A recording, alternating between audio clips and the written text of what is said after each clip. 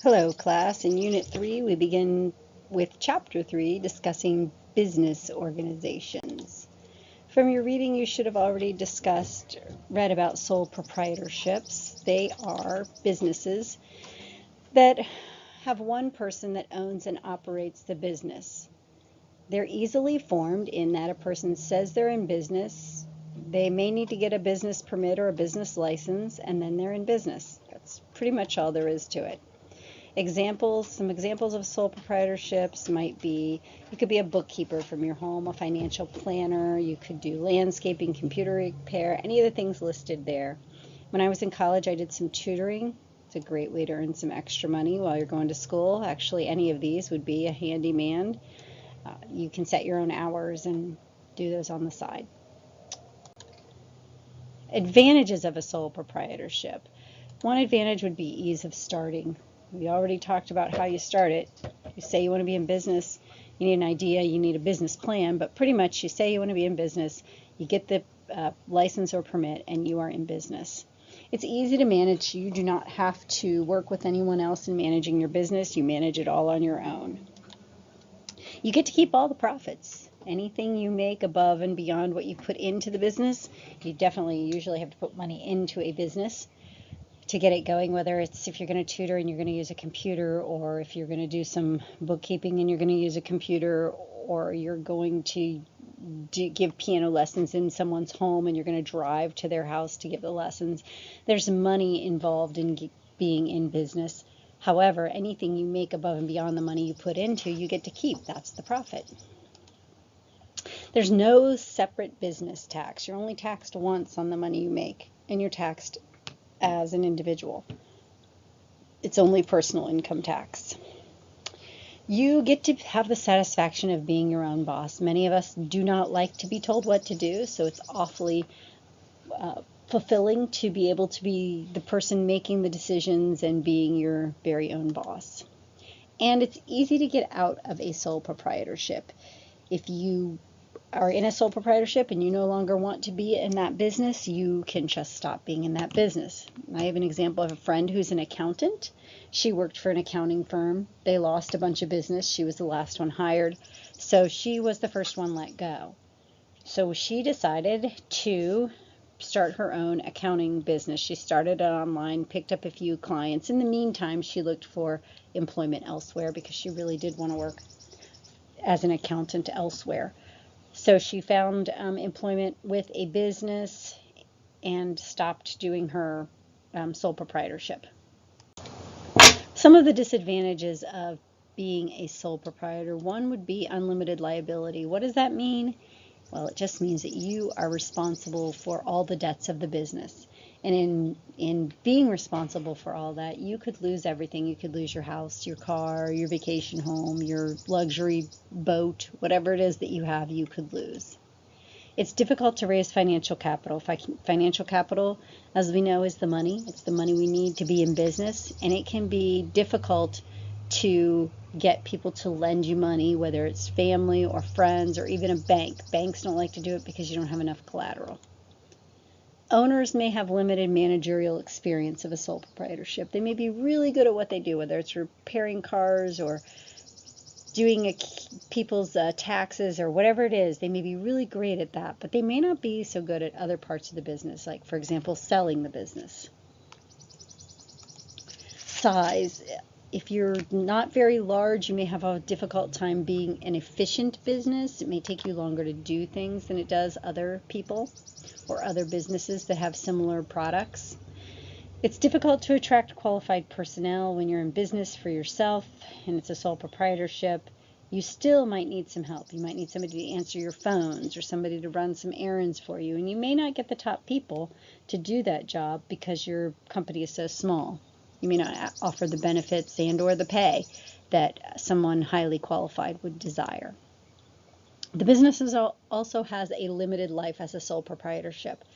And that just means that when you are no longer around, neither is your business. So let's say I opened up a bakery and it was called Denny's Delights, and this was a sole proprietorship, and I made everything and sold it, and I ran the business. And I'm getting old, So I'm going to bring my daughter in and have her help me with the business. It's still going to be a sole proprietorship. It's still going to be my business. She's going to come in and help me, and she's going to learn the business. And then I decide to not be around anymore. Either I've passed away, or I just decide I don't want to be in the business anymore. And I give that business to my daughter. That's great, but it's now a different business. It's no longer Denny's Delights, even if it's doing business as Denny's Delights. It's whatever name my daughter registers it as a business. Partnerships. Partnerships are the next type of business that we need to discuss. And this is a business that's jointly owned by 2 or more people. So you have to have at least 2 people to be a partnership. You can have more people to be a partnership. The way they're formed is that you need an article of partnership. This is just a document that spells out everything that the partners agree to. So you may agree to how much vacation time each person can take, how much of the profits each person can take. So these are just things that you agree to as you're setting up the business, how much money each person's going to put in, how much time they're going to spend in the office, all sorts of things you want to spell out, especially if you're going into business with a friend. Some examples of partnerships: medical teams, lawyers often, real estate agencies, advertising, marketing, graphic design. Any of those things are often partnerships. They are a highly effective way to build a business, and they help you compete in new markets, or they might help you offer a competitive advantage in your own market. You might be able to gain new distribution, or you might just benefit from a positive brand imagery. Some advantages of partnerships. One would be ease of establishment. That just means it's pretty easy to go into business. It's not quite as easy as a sole proprietorship because obviously there's more people involved. It's not just you getting a license and saying you're in business. You have a partner now. You and your partner are in business, and you and someone else decide to go into business, and you write up this article of partnership, and you might have to get some licenses, but after that, you're in business. So it's pretty easy. Ease of management. It's a little easier to manage than a sole proprietorship because hopefully you're going to go into business with a partner who has a different area of expertise than you do in the company. So for example, my friend who started her accounting business, she's a fabulous accountant. Let's say I'm fabulous at sales. If we go into business together, she can do all the bookkeeping and I can go out and win all the clients. There's no special taxes still. Sole proprietorships and partnerships, there's no special business tax. It's still considered an individual tax. It's a little bit easier to get financial capital in a partnership. Part of the reason would be that you have both partners bringing money into the business, and you also, banks tend to be a little easier to get money from, to get a loan from when you're in a partnership because there's more collateral at stake. Another is that another advantage is that you have a greater variety of types of businesses to run. If you have partners, it's easier to run a little bit different type of business than it was when you were doing a just sole proprietorship. It's a little easier to be a medical or a legal partnership than it is to just be your own doctor or a lawyer that just hangs out a shingle. It's a little bit easier than a sole proprietorship in attracting qualified personnel, and that's just because you're just a little bit bigger organization. You probably have a little bit more to offer. You still have a small enough shop that the person can gain some expertise and learn some things, but you also are big enough that you might be able to offer them a little more exposure, a little bit more money, maybe even more benefits.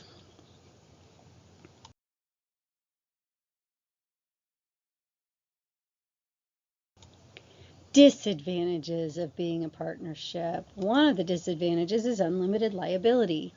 So in a sole proprietorship, we talked about unlimited liability. I'm a sole proprietor. I own my own business.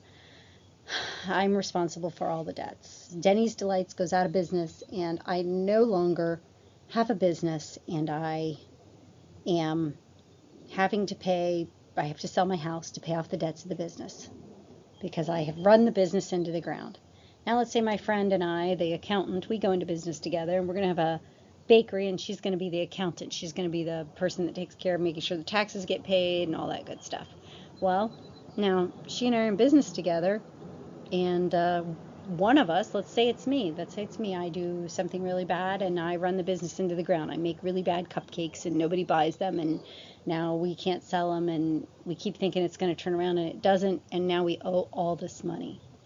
Well, who's responsible for that debt? Is it me? Is it her? Or is it both of us? Well, it's really both of us. We're responsible for all the debt. If I can't pay it, then my friend is responsible for all of the debt. If she can't pay it, then I am responsible for all of the debt. So it's unlimited liability.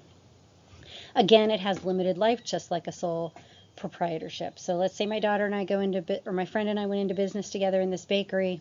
We're a partnership now.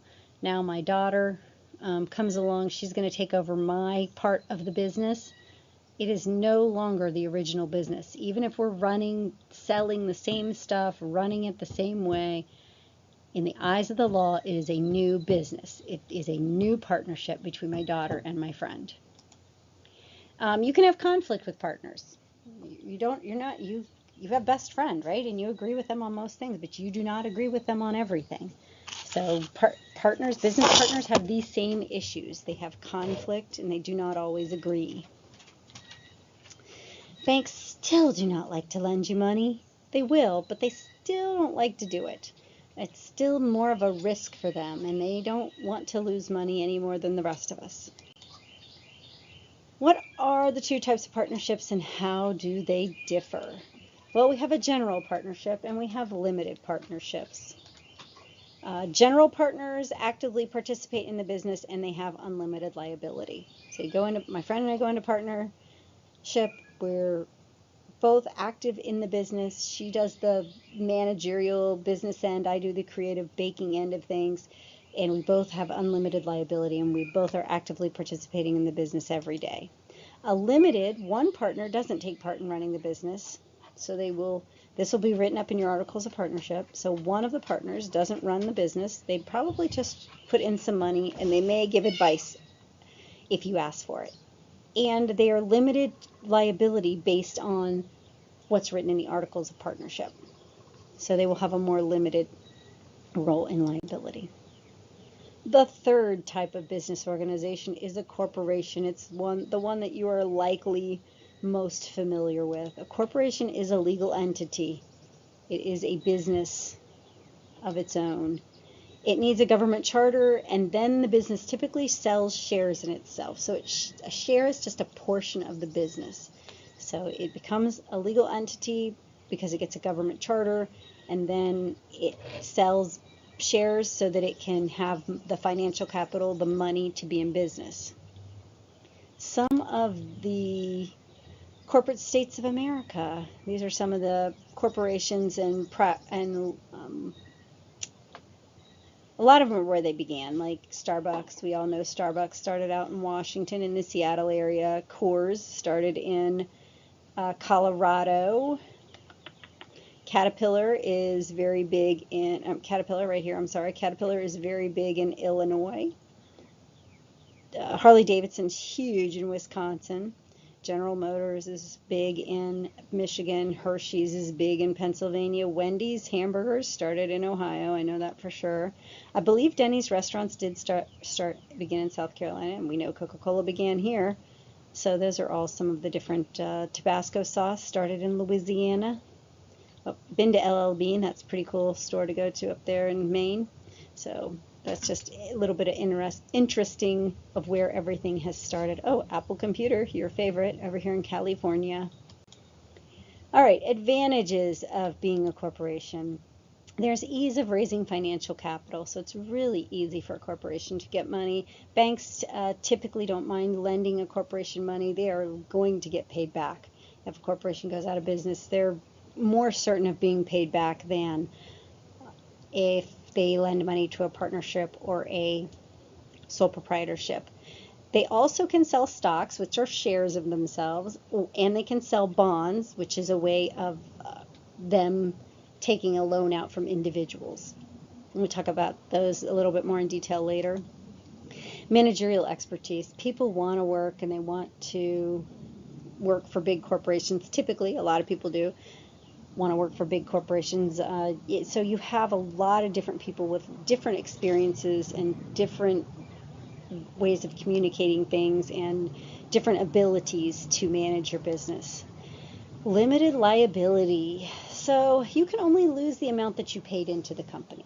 So companies, they lend money, they get money from banks, so they have to pay that back. But the stocks usually go to individuals like you and me. So you can only lose the amount of stock, the amount of money you put into stock. So let's say you paid $5,000 for stock, which seems like a lot of money, but let's just say you paid $5,000 for some stock.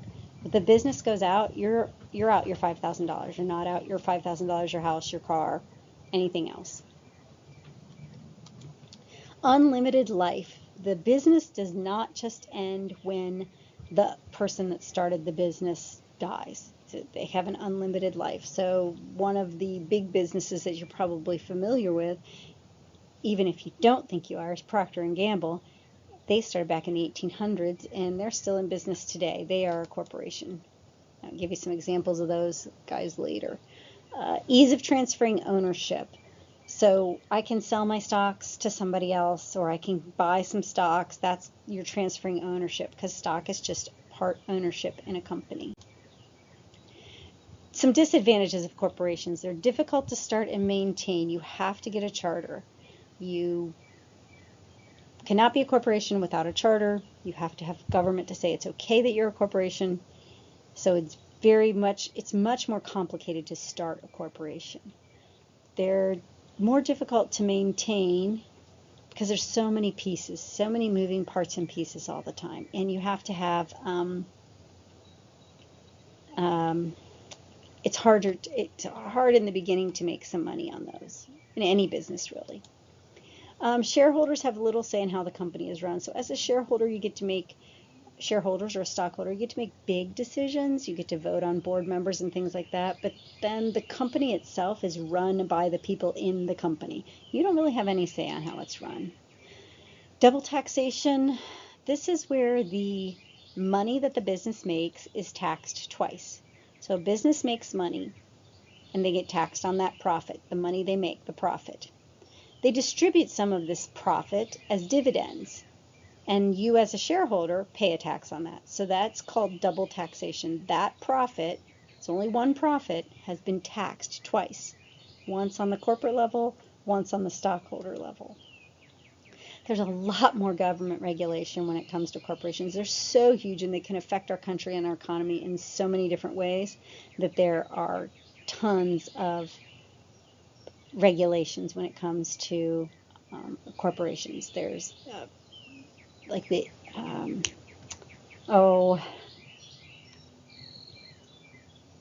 EPA, Environmental Protection Agency, has some regulations on them. There'll be Securities and Exchange Commission will have regulations on businesses. All right, so the next thing is preferred stock. What is a preferred stock? It's, again, the stock is just ownership in a corporation. A preferred stock, remember we prefer money. So preferred stock, we get a first cut of the dividends. The dividends are the money we get off the profit. So the first cut is of dividends, but we don't have any voting rights. So it's really important to us to get the money. We don't really care about the voting, because we know voting is just the big picture decision making anyway. I don't know if this one is a preferred stock or not, but I think it's a beautiful stock. Walt Disney stock is a beautiful stock certificate because it's so pretty and colorful. All right, common stock is the other type of stock. Again, it's ownership in the business, but this one you do get voting rights and you can get a share of the dividends. So you can get some money. So common voting rights is the first thing you get. You can get a share of the dividends. You may not. The advantage of being a preferred stockholder is if there are dividends, you're going to get dividends. No matter what. Common stockholder, you can vote and you may or may not get dividends. If there's nothing left after they paid paid the preferred stockholders, then you're not getting any dividends. But you will always get to vote as a common stockholder. All right, we're going to talk about bonds next. Bond is just long-term borrowing. So when a company sells a bond, it's wanting to borrow money for a longer period of time. Some of the components or pieces of a bond are the principal, and that's just the money that's been borrowed. Then you have the interest rate, and that's just the yearly cost of borrowing, and that's expressed as a percent of the principal. So it might say I borrowed $1,000 at 10% interest. And then the maturity date, and that's just the date that the principal has to be paid back. So if I buy a bond for $1,000 and the maturity date is June of 2016, then on June of 2016, the principal has to be paid back. And there's an example of a U.S. savings bond. Typically, bonds earn some interest on them. And if you have a savings bond, you can look it up and see how much interest that you have earned on that bond.